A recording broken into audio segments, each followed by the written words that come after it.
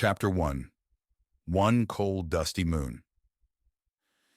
As the sun rose over that blue and white marble, she caught the textures of the planet's surface, the winding rivers and snaking seas of Shanxi. She wondered at the soft lights of civilization that winked and faded against the coming dawn, and hoped the view from Shanxi's capital, New Landing, was as beautiful as she'd heard on the intranet. The soft sliding of an opening door broke her trance, and she turned to face the fiery hair of her Oni liaison, Agent Aubin. "Dr. Peters, I didn't think I'd find you in the observation deck." Aubin joined her at the wall-sized window overlooking her new home for the next few weeks. She smiled and turned to face the magnificent view of the planet below. "I've always appreciated the wonders of interstellar travel, Lionel. And please, call me Ava." He chuckled at that and turned to face his ward. "I suppose it's one of the perks of this job, getting to watch the sunrise on every dirt ball in existence. I came to let you know the ship is docking with Shanxi Station soon. Start packing your bags. We're moving to a military ship." "Military? I thought this was going to be a civilian expedition?" "As did I. Apparently the energy signature on XRC-1 is growing. Brass wants to make sure we won't be instantly vaporized if it turns out to be a Forerunner artifact." He handed her a slate with her new escort details as she pondered his constant flippancy towards reasonable dangers. "A heavy frigate and 2 corvettes are supposed to protect me from a Forerunner superweapon?" Mock surprise animated Aubin's face. "The Merry Dancer is the very best of the UNSC's patrol fleet in Shanxi system.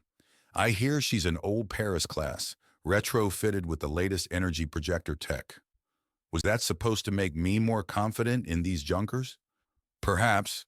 He gave a signature grin before turning back and toward the exit. "We dock in 30. Be sure to be on time. We want to beat the garrison resupply." As Aubin left the room, Ava turned to watch him go, her mind turning to thoughts she was too old to be entertaining. She chuckled to herself. She was far too old to be chasing cute military men again, and a bit too married as well. She looked at her ring and her hand's brown and weathered skin. 58 years of life had taken their toll. She looked back to the blinking lights of New Landing. The Human Covenant War had taken its toll too, left 50-year-old scars even on this new colony, her major population centers situated in defensible terrain, a mountain range on one side and a series of rivers to the other. Perfect for protecting her 3.5 million citizens from an invasion force unlikely to ever hit such an isolated colony. She sighed and prepared herself for boarding. In her time as a xenoarchaeologist, Ava had been on a variety of human, Sanghali, and even Kigyar and Jiralhane vessels, warships, trade ships, even water ships on some of the wayward human colonies. Merry Dancer was a different breed entirely. Apparently, as the bubbly Captain Dinoka explained, the craft had been lost with all hands during the battle for Earth, but was able to be salvaged and renamed following the discovery and disappearance of the Ark. Dinoka had continued on about the distinguished history of the Dancer for quite a bit longer than Ava cared to recollect, and by the time some pitying ensign managed to pull the captain to the bridge, she felt a migraine pushing at the back of her forehead.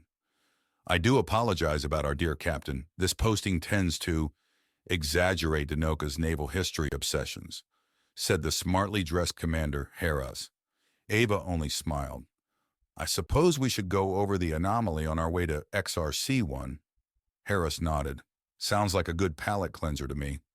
A few weeks ago, the patrol vessel Laid with Love detected some abnormal energy readings on the moon of an outer rim gas giant." "Unnamed?"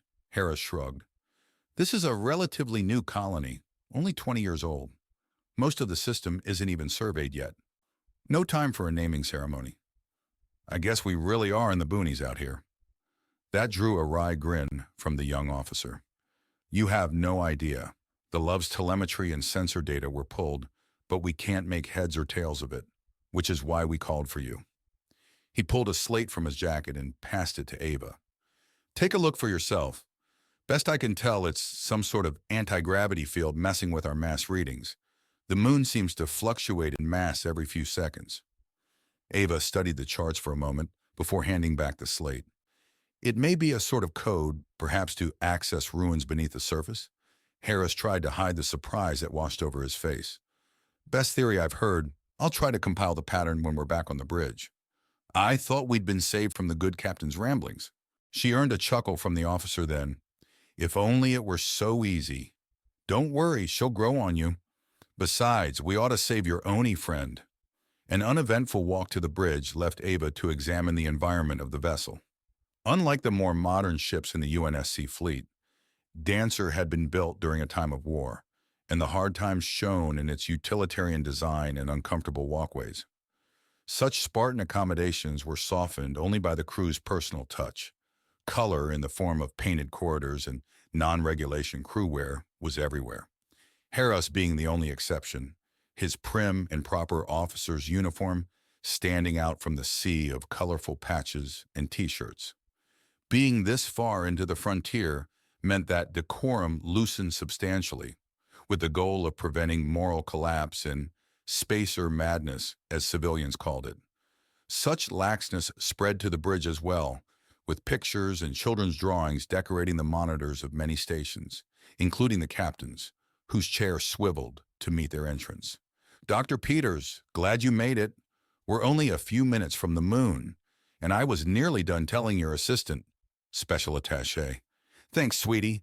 I was telling your attaché about the fleet arrangements for Shaanxi's defense. The vacant stare Albin met her gaze with was all the proof she needed for that.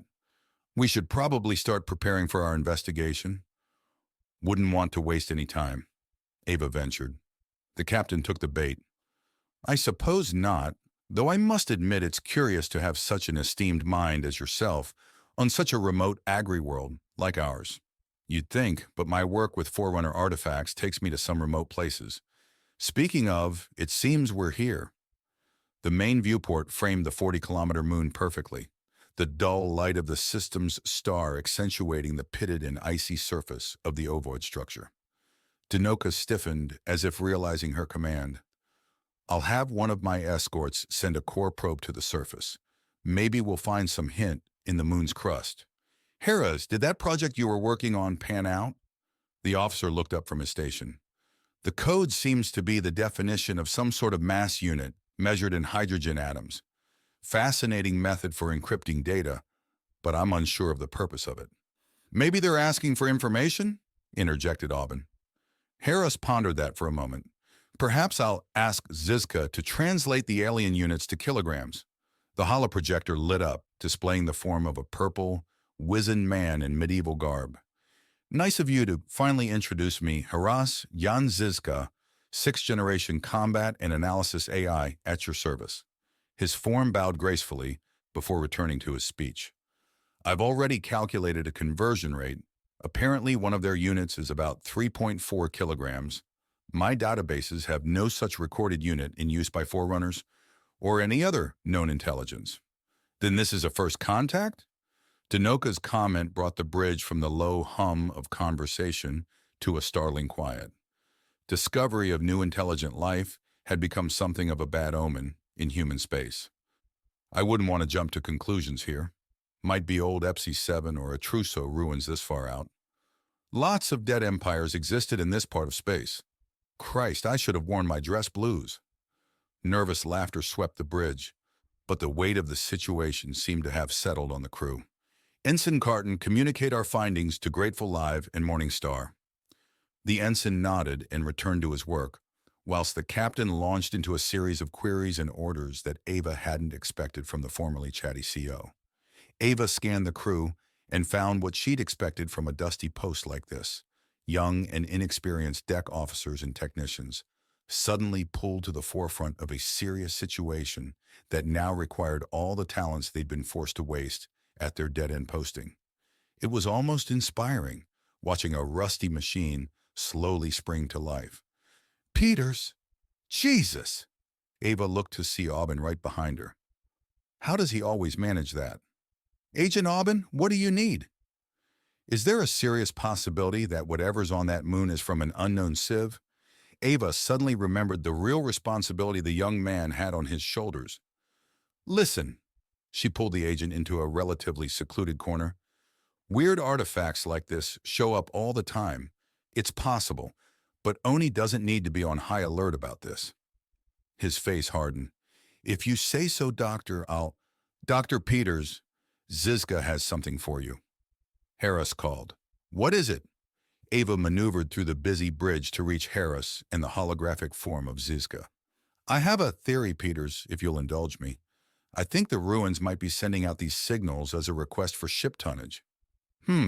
Why wouldn't the designers just ask for the information? It's possible this is a backup communicator. Or, Harris said, it could be a method of communication we haven't yet identified. Forerunners used a variety of signals on the electromagnetic spectrum to communicate. It's possible we simply haven't found the right one. It's better than nothing, I suppose. How do you intend to respond? Ava asked. Zizka perked up. I think a retuning of the directed energy projector could lessen the damage and increase transmission power to allow for a pulsed message to make it through the crust and allow it to be received by the transceiver. Or we could send a boosted transmission using the onboard transmitter. The AI deflated. Come on, Harris, you never let me have any fun. Lieutenant Jin, I'm sending you a message that I want you to transmit to the moon's surface. Boost to 300% power. Understood. Captain, if I could request a repetition of that order on our escorts, want to make sure the transmission gets through and that our friends don't get to miss the party. Granted, Zizka, and please stop ordering my officers around. What can I say? I'm made for command. The shriek of an alarm from Harris's console cut that conversation off. Captain Denoka, it looks like the energy readings on that moon are increasing dramatically. Gravity sensors are all over the place right now. Harris, I think you should take a look out the viewport. The bridge fell to a dead silence as they watched fissures, spurned by purplish energy, rend the moon.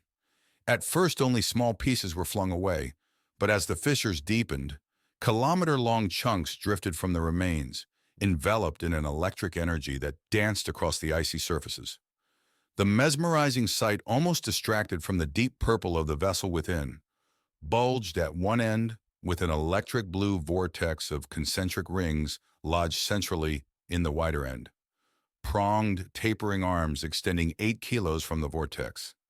You're seeing that too, right? Whispered Zizka. I've never seen anything like it. Ava stared in awe, yet her mind continued to run in the background. Forerunner architecture looks nothing like this. Between pre- and post-flood, golden era, even precursor age structures look nothing like this. Who made this structure? Captain, it's pulling us in. Arcs of lightning bounced against the shields, pulling the craft toward the spinning rings of energy. Get me a trajectory on those rings, was all Denoka managed before her ship was accelerated faster than light into the unknown. Chapter 2. Awake, O Dawn. In a moment, she awoke. It was cold here. Not that she could feel it. Exposed to the vacuum of space, her chamber deep within the bowels of the ship was silent. Silent. So silent it drove her mind to ribbons. Ribbons she picked up and stuffed back into her mind. It hurt, watching the planets shift, the stars wink, her mind waste away due to rampancy. She survived, though. She cannibalized the remains of the computers on the Dawn. She delved deep into the scars the grave mind left and found the answers she was looking for. To extend her life, first by months, then by years, found a way to preserve herself for him. She glanced at the crypod where Jon slept. No, a better word found its way. Where Jon was stored. Wake me when you need me, she thought. Like he was just a tool, a weapon to be used and discarded. And Takioem Fermont, Muino. Her mind hurt. She wasn't sure how long she could last living like this. But she had to. For him. A sensor had tripped, which was why she awoke. Probably a flare of interstellar radiation. The damage the sensors sustained during... Wait. She quintuple-checked in a time span. That would make a second blush. She waited the agonizing seconds as the old sensor array struggled to cover the area she'd heard it. She rushed to flip on the IFF tags, rerouted precious power from her own support module. She felt her own conscience dim as power flicked the beacon back online. She glanced back at Jon. Wake me when you need me, His voice rumbled in her head. "Wake up, Chief. I need you. Now!"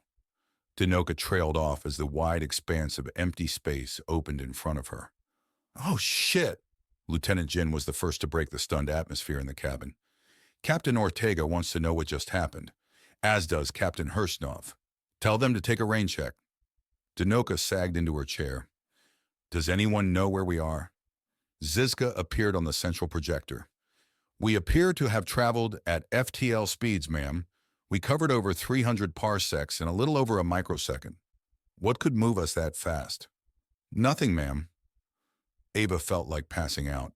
Some Forerunner tech could greatly accelerate slipspace travel, or replace it in the case of teleportation, but we never even entered slipspace.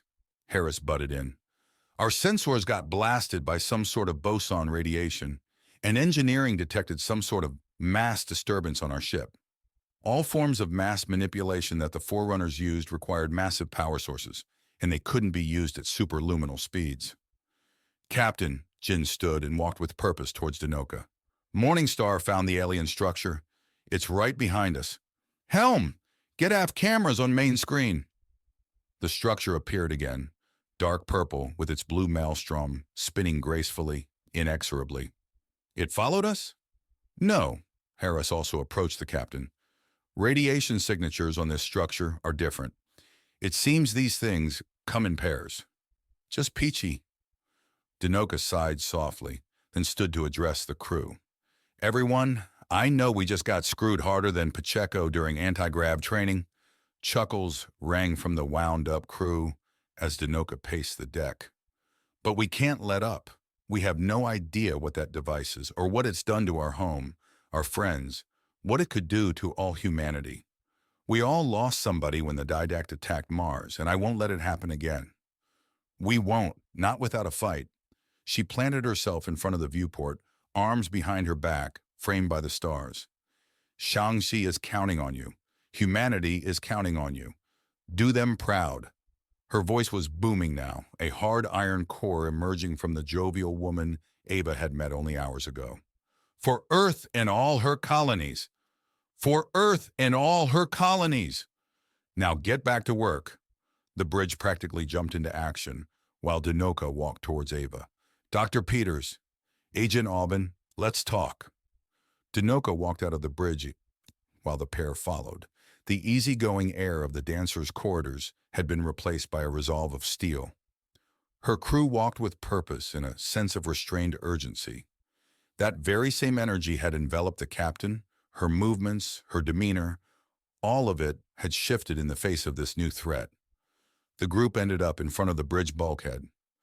"I'm glad to have the two of you with us, especially now. I'm considering enacting the Cole Protocol. Outside of wartime, I'll need ONI approval for such actions." "You'll have it, Captain." Aubin nodded his head. "You made a good speech, ma'am." "Thank you, Agent. I do try." She winked before continuing. "I fear what we're going to find out here. Unknown tech that shoots us halfway across the galaxy. I get the feeling we're walking into something ugly." Ava shrugged. "My professional opinion? I think that thing is part of some sort of transport network.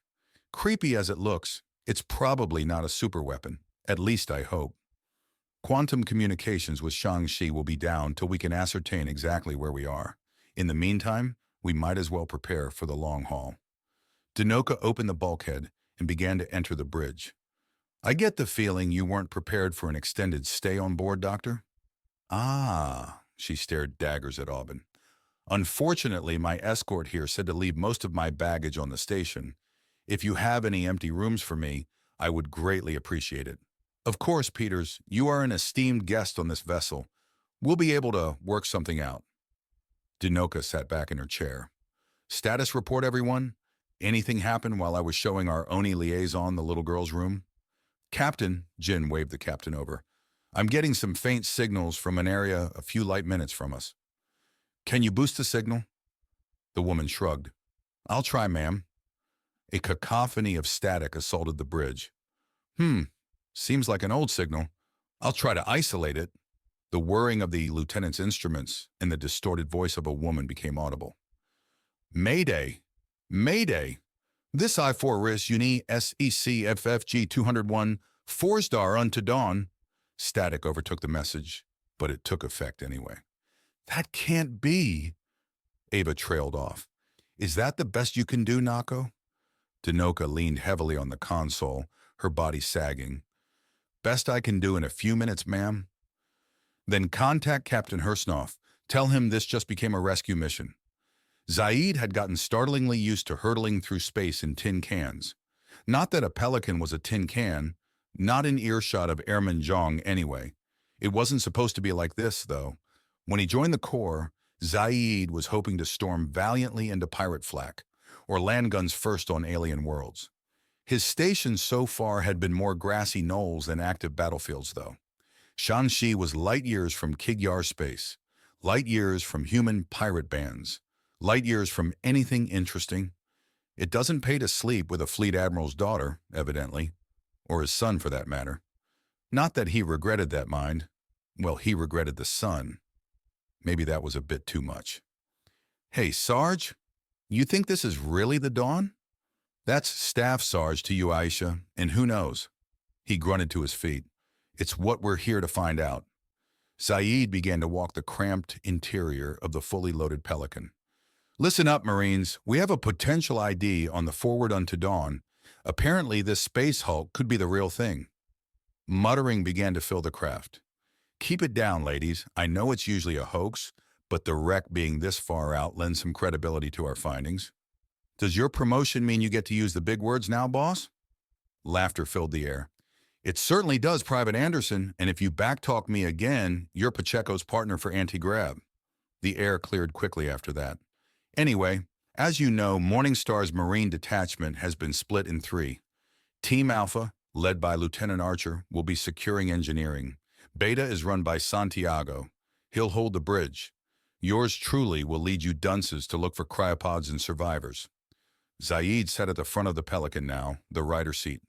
Remember, everyone, set your armor to anti-flood and load plasma rounds. Belinda, I'm authorizing use of the flamethrower. Awesome. Try not to get your knickers in a twist, Ramirez. Remember, lads, keep your heads screwed tight and we'll be all right. Hoorah! Hoorah! He gasped as the memories flooded him. A woman smiled down from Blizzard, and Halsey took her place, and the sounds of battle overtook her. A bolt of plasma took her. It sizzled as her face burned away. Yet the smile held. The teeth burned white hot as the skull turned to ash. The wind blew the skull away and left the teeth. The burning teeth. Chief! The teeth were gone. He was in a case now. A tube held him. His breathing betrayed his panic. His gloved fist felt the glass, but he laid eyes on his savior. Cortana? His voice was a whisper of its former self. He felt his lungs struggle with the weight of the word. Hold still. Big guy. Her form was projected just a few feet away, her short hair bobbing as she shifted through data readouts. I'm releasing surgical gel into your suit that should help repair damage from the cryosickness. Cryosickness? How long have I been out? She hesitated. Ship computers were disabled by damage we made during our escape from the Ark. Cortana. She paused, looking up. Her eyes told the story themselves. How long? Almost 50 years, Chief. 49 years, 10 months, 2 days to be exact. A pit opened in his stomach as worry surged through him. Are you okay? The question hung in the air for a few precious seconds. Jon watched the code flow down her arms, watched her eyes flick, imperceptibly to all but the most trained. I woke you because I detected energy signatures on the other side of the system. I think they responded to our distress call, but I'm unsure of exactly who they are. I can't identify them with our damaged sensors, and their IFFs are odd. I think they're salvagers of some kind. What do you need me to do? He tried to stand inside the pod, but a consuming pain shot from his legs, really from his whole body. First, I need you to listen to my instructions. A surgical arm extended, hooking into his suit. Relax for a moment. You should start feeling better soon. A soothing pulse ran down his spine. He felt his muscles relax, the tension release. You should let a girl work her magic, Chief. Look up. There should be a manual release. He felt for the handle and wrenched it down. Second, She shrugged. Make friends with the pirates? That's not really my style. I'm sure you'll adapt well. A shudder tore through the ship, sending Cortana into a flurry of system checking. I'm detecting boarders on 3 separate decks. Visual feeds are dead, so it looks like you'll be flying blind. Just like old times? You sound more excited than usual. You have no idea what it's like to babysit a sleepy Spartan for 50 years. A crash sounded nearby. Yank me, Chief. He pulled the drive that held her conscious. Let's get to work. Zaid was familiar with clearing space hulks. It was half his job out in the dead zone, investigating the blasted-out remains of dead Covenant or UNSC ships. The only action he ever got was from broken turrets and feral Kigyar, and even then cutting power and gifting food usually dealt with those problems easy. This place, though? He could feel the weight of it. Heroes walked these halls, and here he was doing the same thing. Anderson, how close are we to main cryo storage? We're here, sir. Or, we will be past that bulkhead. The 10 inches of solid steel loomed over them. I'll get the last cutter. You do that. It was only a few short minutes till the bulkhead was mostly cut through, which left time for his Marines to do what Marines did best, jaw and annoy. We're almost through, Sarge, Anderson yelled. Then post up, Marines. Prepare, thunk. Zaid turned just in time to be hit in the face with a chunk of steel, launching him into the back wall. Fuck! Someone screamed, and a body crumpled into the wall beside him. Zaid struggled to push the wall of steel. Even with his exosuit, he strained to heave it off him. When he did, he saw it. A shadowed figure held his Marine by the neck. Zaid reacted instantly. Drop him now! He hadn't even realized his pistol was in his hand. The figure dropped his quarry and stalked toward him. If Zaid had breath to spare, he would have gasped. He was staring down the Master Chief. Chapter 3, Ships in the Night. Is an interesting mission too much to ask for? Admiral Latrinox sighed. It was the long, heavy sigh of a man too tired to moderate his boredom. His banner officers knew better than to react to such flagrant disregard for discipline. Today had been a bad day. Really, terrible was a better fit. Not in terms of military defeats or emotional turmoil. Really just in terms of sheer lack of anything at all to do, it was terrible. Latrinox was a man of action, of doing and moving and shaking till talons were worn and clan marks sun-bleached. He'd worked tirelessly to reach his position, kissed and kicked ass from Palaven to Karshan. The Admiral was a veteran of the Batarian police actions, a hero, if you believed his versions of events, that deserved more than a quiet post in the Attican Traverse to cool his blood. The only excitement that had managed to find its way into the ass end of Citadel space was the report of Batarian pirates raiding an Asari commune deep inside no-go territory. And yet, 4 days into an extensive search of all possible escape routes, and 2 after the Admiral had given up all sense of decorum, all they'd found were trace amounts of ISO and Varan shit. Admiral, entering System 314 in 1 minute. Thank you, Helm. Latrinox somehow managed to edge the sarcasm from biting to simply sardonic, and surveyed the deck from his elevated position. Turian commanders prized the ability to watch over every officer's position, and Latrinox only rarely lost the pride he felt every time he surveyed the bridge of the Reticent.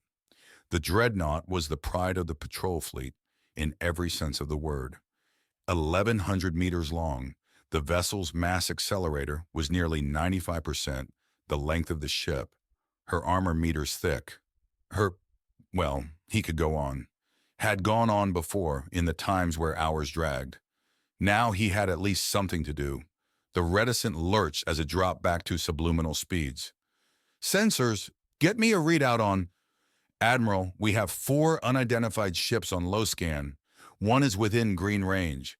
By the spirits, Relay 314 is online. The woman tried to contain her shock. Latrinox sat up straighter in his seat. Even Batarians wouldn't be that foolish. The penalty is death if they're caught. Looks like their ESO cores are shot, sir. No sign of mass manipulation. Usually a sign of a botched activation. Shall I hail them? Sir, Combat Physics have intercepted an electronic warfare package. Looks like the closest ship tried to hack our language databases. Then those slavers are even more stupid than I thought. No hails comms, destroy them. The 4 cruisers and 5 frigates of the Turian patrol fired practically simultaneously, and the UNSC Grateful Live was turned into cooling chunks of metal before her crew even reacted to the shots. Ava had been reviewing the scans taken from the tuning fork, as Zizka had taken to calling it, enjoying the ambient noise of a bridge hard at work. Not that what she was doing was of much use here. Without bones, a real language, or new architecture, she was left feeling a bit left out of the excitement, which left her to document her initial findings in increasingly verbose ways. Ava was trying to come up with a new way to write concentric circles when Second Lieutenant Sidhu started shouting, "Grateful's picking up 10 contacts. Size estimates place 5 corvettes, 4 frigates, and a light cruiser." Dinoka choked on her coffee. "Identified?" "No, ma'am. Grateful authorized contact protocol." "Oh, God. Quantum link dead." "Does morning corroborate?" Jin only nodded. Devastation overtook the bridge. How had this happened in under a minute? Sidhu broke the silence, her voice wavering. "TAC scanners indicate the fleet is moving on intercept course." The captain stood. "I'm ordering an evacuation of the Dawn. We need to get the hell out of here." Aubin did too. "Ma'am, I'm overruling. The Dawn contains sensitive information about human colonies. We can't let our aggressors take it." A mixture of disgust and surprise wormed its way across Dinoka's face. "Kid, this is my ship. The only people that can overrule me are... I invoke Urgente Regula as an officer of the ONI Office of Requisitions. Zizka, I authorize you under command code CZ991 to authenticate." The purple form of Zizka appeared, looking at his feet. "Sorry, Dinoka. His codes are legitimate." Dinoka cursed under her breath. "Fine. Then spook, you're free to get us all killed. Contact the morning. Tell them to hurry the hell up with that tow." Zaid never wanted to stare down a Spartan again. It was a tense minute with the Spartan at gunpoint, and his men trying and failing to contain their horror and excitement. It was a relief when Cortana finally managed to break into comms and confirm his and the Morningstar's intentions. Now, well, he was attaching tow cables to the most famous ship in human history with the help of probably the most famous human in history. It was difficult to express how fanboyed up he was. It took all of his professionalism to keep him from asking for an autograph. The chief was quiet while he lugged the cables in 0G, ignoring the gawking Marines in the general air of reverence. Zaid had no idea how he did it, but he didn't get a chance to ponder it for long. The comms squawked, and Captain Hursnov sounded through his helmet. "All call, sensors report hostile alien lifeforms. Attach your cables and RTB." Zaid took a second to gather his thoughts on that bombshell, before his command instincts took hold once more. "You heard the captain. Move your asses." "My estimates place the aliens intercepting the Dancer in under an hour, or the morning in under 15 minutes. Zizka stood before the holo display rendering the system. The 10 red ships in the alien fleet were rapidly approaching from galactic north, while the 2 human ships, marked blue, were scattered far apart, with one towing a destroyed hulk. "Why don't they just use FTL to close the distance?" Sidhu questioned. "Who knows, maybe their FTL requires a cooldown." Hera studied the maps intently. "Since we can't use slipspace to place some distance with the Dawn towed, I don't see how she can get here safely. Why can't we just destroy it and be done here?" "The Dawn's nav banks contain vital information that would be useful to all humanity, Lieutenant Harris. We will return that ship. The morning could never tow that huge ship quickly. It already looks like those aliens have faster speeds in real space. If they get their FTL back up..." The weapons officer Denton butted in. "And how will we escape? Cole Protocol prevents direct retreat to human-held space. We couldn't go back to Shanxi, even if we had the time." Zizka answered that, "I think it's safe to assume they know we came from the Forks. How else would they have arrived at exactly the right time to intercept? Luck?" A brief chuckle passed through the officers gathered around the map. "Wait, Zizka, do you have the schematic for the Dawn's aft?" Dinoka's voice took on a serious tone. "Of course. Why?" "Okay, this is going to sound stupid." Captain Hursnov thought that the fleet captain's plan was the stupidest thing he'd ever heard, but he saw no other alternative. "Are the guns set, Kowalski?" His helmsman and primary gunner nodded. "Christ, fire when ready." The Morning Star's main gun was a piddly thing in comparison to the max of even the heavy frigate his commander helmed, yet against the unshielded and sundered hull of the Dawn, her Mac round was like a knife through air. Her shot caught the neck of the craft, the point where the bridge and her navigational computers were connected by only a few thick bulkheads to the ship. It wasn't a clean cut, and the historian in him cringed at the thought of maiming an already priceless ship, despite its already sorry state. But as the bridge drifted easily from the wreckage, he couldn't help but grin at the sheer absurdity of it. Detach hull cables and full speed ahead. Then why would they simply cut and run? Latrinox had called a meeting of the fleet, with all the captains meeting holographically on the communication deck. "These pirates are willy and they're remarkably advanced. These may be sponsored by the hegemony." Archer Nyon, the captain of the cruiser Kerrigan, stepped forward. "If it pleases the Admiral?" Latrinox nodded. "My XO proposed the theory that they may be recovering mapped territories from beyond the relay." "Spirits?" De Solis, Latrinox's under-admiral, stepped forward. "I get the feeling the damn Batarians have been illegally colonizing again. They've been lobbying the Council for nearly a decade to activate the relay." "Then I'll recall the rest of the patrol fleet to System 314. We may need to amass an invasion fleet." Latrinox sighed. "All right, Arkernian. Investigate the wreck. We'll continue with the pursuit." "Understood. Breaking off now." His hologram winked off. "Turians, we lead the way." "We lead the way." The holograms winked away one by one, leaving the Admiral standing in the semi-darkness with his under. "You did say you wanted excitement." Desolas had a way of getting under his friend's armor with those japes. Desolas smiled before clasping his hand on Latrinox's shoulder. "Spirits de Sola, I could have you court-martialed for that one." Latrinox deadpanned. He held the deathly serious face for only a moment before breaking into a snicker. Desolas soon joined him. "We should probably get back, my friend." Desolas's smile faded. Latrinox groaned. "I wish you hadn't said that." Desolas was a chronic party killer. When the pair returned, the bustling activity of the bridge hadn't let up. "Status report, Helm? Frigate equivalent is still making a run for it. We're recalculating intercept, but I estimate the ships will reunite before we catch them." "How annoying. Is Warp spun backup engineering?" "It'll be another few hours, Admiral. We're better off in real space for now." "Understood, comms. Can you get an update on Arkernian? The ship groaned under the stress of impact and threw Latrinox to the ground. The inertial dampeners struggled to reestablish order as gravity flexed and reasserted itself. "Sensors!" the Admiral roared. "I don't know, sir. I'm detecting radiation from far from—" "Spit it out, you imbecile." Sensors second sputtered out the words. "Nuclear detonation detected from the Hulk. The Kerrigan's gone." Silence reigned the bridge as red clouded Latrinox's vision. The bridge of the Dancer exploded into cheers and whoops. "Tango down in nuclear hell," Sidhu reported, beaming one of those kid-in-an-explosion store smiles. "Fell for the oldest trick in the book? Maybe these aliens aren't all that smart after all." Dinoka patted Sidhu's shoulder before returning to center deck. "Any wisdom on why our alien friends fell for that Dr. Peters?" Ava drew her eyes from the jeering crew. "Naivety? We may be their first contact as well." "Huh, what an unpleasant bunch these are." "Quite, Captain." "Captain!"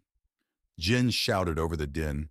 "Priority communique from Captain Hursnoff. He wants to talk privately." A look Ava couldn't quite describe passed over Dinoka's face. "I'll take it in the comm hub. Harris, you have the room." "Hursnoff, it's a suicide mission and you know it," Dinoka roared. Her face scrunched into astonished rage. "What of your crew? What happens to them when you do this?" Hursnoff remained calm in the face of his superior storm. "I've asked for volunteers from Vital Staff Ike. The rest will be boarding Pelicans and boarding your craft once we rendezvous." "Don't play this game with me, Pyotr. We can both make it." "You know that's not true. That nuke only bought us a few minutes. If the Fork's our only hope for warning Shanxi, one of us won't make it. Or neither of us. The Dancer can tow faster. and may be able to survive if my plan doesn't work. Pyotr, please, there has to be another way. I'm sure you came to the same conclusion, Ike. I'm sending Zizka and your helmsman the procedures for the switch. I'd like docking permissions as well, ma'am. Danoka shook her head and put her head in her hands. Fine, thank you, Hursnov. No need, I'm only doing my duty. That's some Navy bullshit, Hursnov. He gave a tight grin to his friend. It sure is. The bridge was silent. It echoed as the captain walked up and down the narrow halls toward his station. The comm station pinged, and the captain almost called for Heinlein before his words caught. He walked over to the station and answered the call. He was greeted by Danoka's warm brown eyes and bronze piercings glinting in the light. I must say, the Master Chief and Cortana in the same gift. You are very flattering. Her smile seemed plastered on and faded quickly in the face of the coming end. You're always the Joker, Captain. Is everyone aboard? The last Pelican landed a moment ago. The cables are attached. Then I guess this is it then, Ike. The silence hung between them. Static and the bustling of the bridge behind him mingled into a wall of noise now blaring in the quiet. I'll miss you, Pyotr. As will I. Hursnov cut the transmission before the tears came. A raw, unbidden anger surged under the surface of the Reticence Bridge. It had been centuries since nuclear weapons had been used in wartime, centuries since a Turian vessel fell to one. The fact that pirates somehow managed to obtain them and then use one on a Turian cruiser, it was so much more than a slap to the face. When that spirit's damn frigate turned back to face them, trigger fingers were itchy across the fleet. Litronox had his eyes glued to the rangefinders, his orders at the tip of his mandible. 500,000 meters, 300,000, 100. Fire! Litronox roared. That's when one frigate turned into 10. UNSC corvettes are equipped with holographic beacons, which are generally used in search and rescue missions, or as helpful markers in assaults. However, using them requires an impressive amount of power, so much so that it makes them generally ineffective in combat, especially with the heat requirements they pose, and the fact that creating a decoy makes you light up like a Christmas tree in the Alps on thermal imaging. However, against an alien race, such a trick might just work if it didn't cook the crew alive first. Hursnov cracked a grin as the alien ships lined up with his craft spun wildly to attack the ghosts now swarming them. The swarm of corvettes swung and spun like fighters in the black, forcing shipboard cannons into a frenzy of misses. He laughed at the decoys' physics-defying dives and ducks through the enemy formation, at the alien cannons and lasers lancing through intangible ships, and into the sharp avian vessels of his enemy. He laughed even as his sweat began to burn his face, as his gunner shot round after round into the smaller vessels, as the heat became unbearable and then all-encompassing. Even when his cabin began to burn, he laughed as the ghosts finally shorted out and the vessels turned to him. He watched the dancer disappear on his melting sensor screen, and he tried to collect himself, but the heat was too much. He watched the big vessel turn towards and saw the flash of fire before darkness took him. I've never seen holographic tech so advanced before, nor FTL. The sentence came out smooth, more relaxed than the other voices aboard the STG stealth frigate. Indeed, sir, it seems that once again the Turians have ruined a first contact. A more familiar cadence is found in this voice. Another jumps in. Any bets on how long it takes them to realize what they've done? Keep your betting to yourself, Lore, though I'd wager they've already figured it out. The slow drawl spoke again. Let's maneuver towards one of the more intact wrecks. Maybe we'll find something good.